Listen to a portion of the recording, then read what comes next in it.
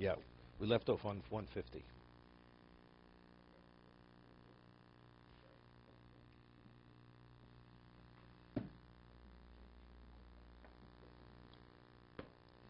We're speaking about not being able to fathom or relate to spiritual entities because we have no relevance, we have no frame of reference. So therefore, the way we relate to Hashem, He Himself is infinite. But how does He interact with this world? It's based on His interaction, whether it's chesed or various things. Or you see His majesty in the world, His infinite genius.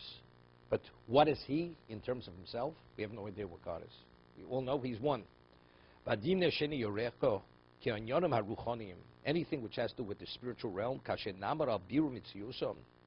if you try to verify the essence of what they are, it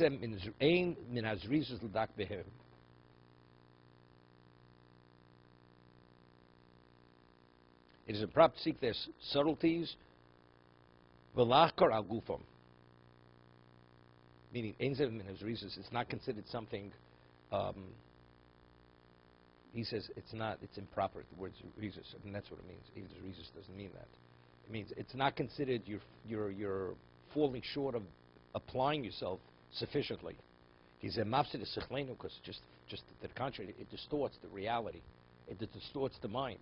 Because it's something, you can't visualize something or come upon something which is beyond your grasp.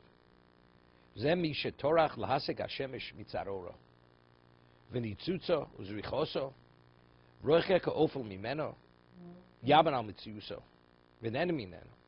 says a person who attempts to understand the sun because of the intensity of its light and its rays and the way it shines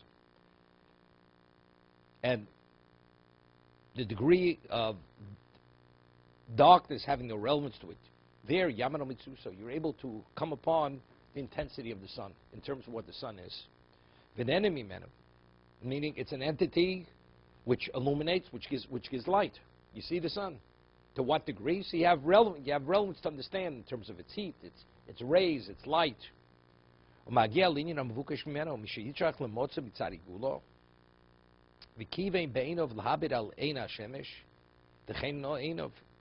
He says a person's going to attempt to try to understand what it is. It's a round sphere, and you're going to look directly into the light to figure out what it is. Meaning, if you see its rays and it illuminates things at a certain time, that itself, by looking at what it illuminates, it reveals what it is. But looking directly at the sun, could you fathom what the sun is? Just to the contrary, it blinds you. You see less. When you see its effect, then you have an understanding of what it is, the sun. But if you look directly at the sun, then you're not able to grasp what the sun is because you're not able to see the sun. The eyes are going to be weakened. Just to the contrary, if you damage your eyes, you can see less. You're not going to be able to benefit from the sun by looking directly in the sun. But how do you benefit from the sun? By what the sun affects. From there you understand, understand the way the rays, the way they illuminate, and what direction, and the diffusion of light. Then you have an idea of what the sun is. It's interesting.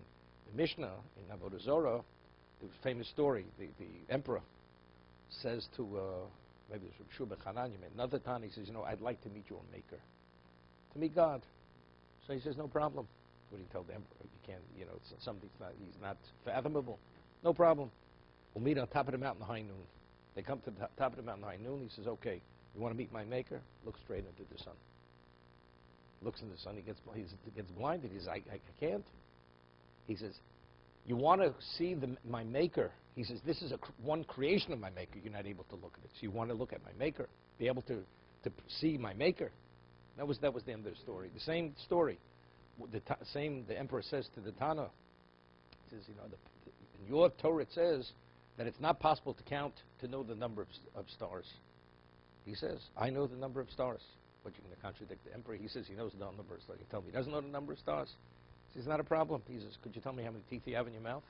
So he puts his finger in his mouth. He starts counting his teeth. He says, I have a question. He said, if your teeth are in your mouth, and you don't know how many teeth you have in your mouth unless you count them. So could you explain to me how you know the number of stars? Okay? So the same thing. to see the effect, to see HaKadosh Baruch Hu's effect in this world, what He's created, the way the symmetry of the world, the exactness of creation, that sheds light on who He is. But to try to figure out who He is, it's impossible to figure out who He is. Only through His actions do we have an inkling of what His capability is. But more than that, we have no idea.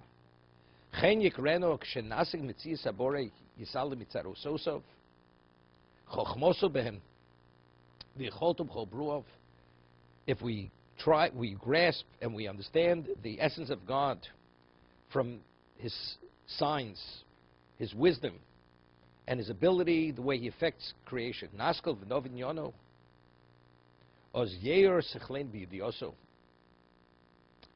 What he says over here, I know it's a little misleading.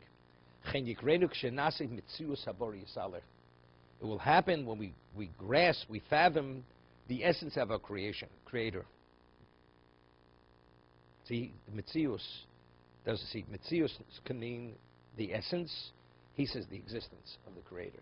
Here you have to interpret existence, right? It can't be the essence, because the essence means nothing. Is the example I give. You have a person who's a astrophysicist, genius of one of a kind, and he gets down on the floor and he babbles with his one-year-old child.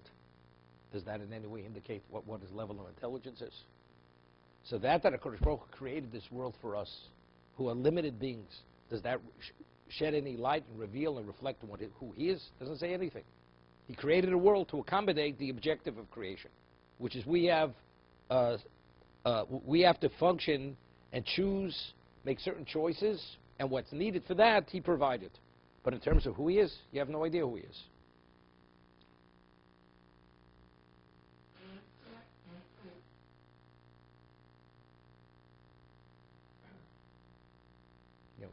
Give you an example. Be a little facetious. Right, the Starbucks cup. Did you buy Starbucks coffee? Right? The coffee cost 2 cents. The cup cost a quarter. The one who designed that cup with the cardboard holder. Say, man really has something. Does that reveal who he is? Could you tell me his degree of intelligence? Right? Well, the one who came up with that idea, he spends 20 hours a day in a casino gambling, and once in a while he comes up with these ideas, and he sold the idea for whatever it is. So what does one say about anything? Nothing reveals about anything. Lahavdil, elef havdolos. Oz yer sechlein b'yidos nasa kol ma sheyesh b'koach sechlein lahasik. Kmo shekosov ani Hashem Elokecho melamedcho lahoil. Melamedcho lahoil. I teach you that it should be beneficial to you. Madrichacho, and I lead you b'derech telech, on the path to take.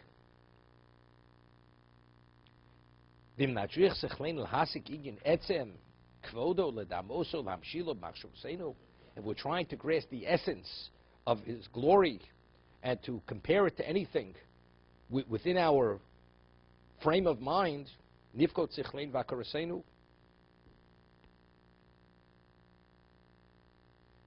used the word nifkod. He says we lose our powers of mind.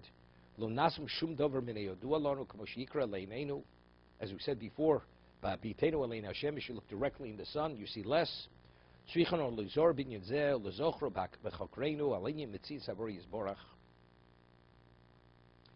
a bracha every morning, Roka Oretz Alamoyim.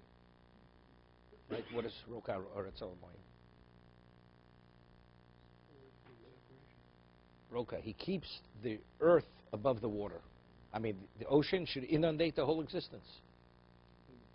Right? But no, it doesn't mean limits. He keeps the earth above the water.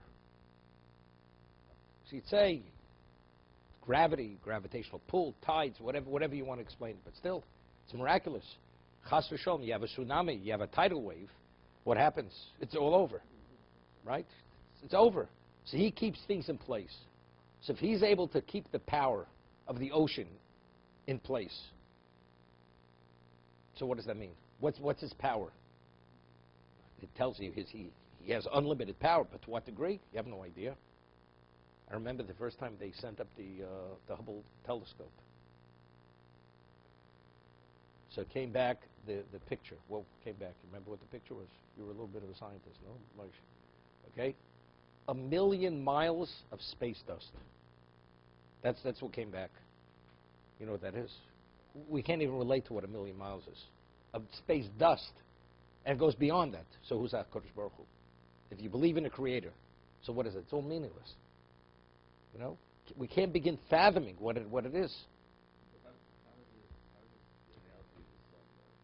No, if you look in the sun, you get blind. You see nothing. No, you look directly at the sphere itself, you see nothing. You see intense light, you get blind. But when do you appreciate what the sun is? What it illuminates, what it warms, and what it reflects? Well, then you see what it is. Then you have the appreciation what your sun is. You can't look direct. Same, he's given the analogy. You can't look directly at God, but you look at his actions in existence, and then you have an appreciation for what he is.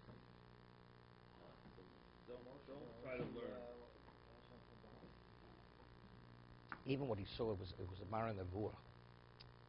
HaKadosh Baruch Hu doesn't have tefillin. Meaning, the way it manifests itself in this existence to reveal to Moshe his relevance to this existence, he showed him Kesher Shel Tefillin. Of course he can. You can't see God. There's no visual form of God. It's all communicating concepts. I mean, even though it says Kesher, we understand what Kesher Shel Tefillin is. Moshe understood what Kesher, there was a communication, what that meant, what Kesher Shel Tefillin is.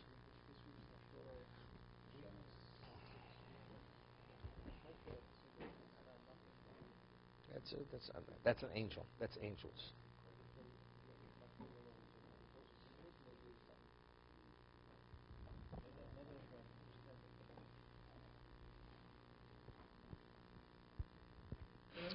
Okay. Harvey, Brad doesn't come today. Tuesday.